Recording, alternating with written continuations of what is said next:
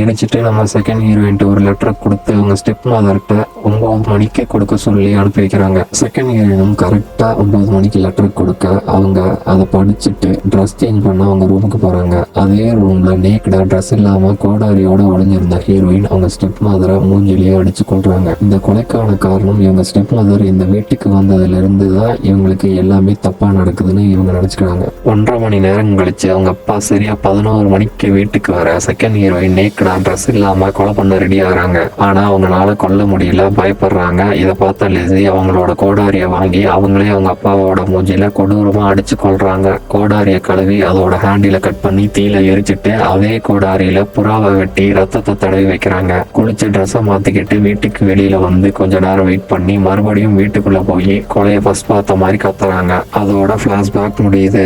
போதுமான ஆதாரம் இல்லைங்கிறனாலையும் ஒரு பொண்ணு இப்படி ஒரு கொடூரமான கொலையை செய்ய வாய்ப்பில்லைன்னு சொல்லி லிஸியை ரிலீஸ் பண்றாங்க. வெளியில வந்த ஹீரோயின் தன்னோட வீட்டை வித்துட்டு பக்கத்து ஊர்ல செட்டில் ஆகுறாங்க.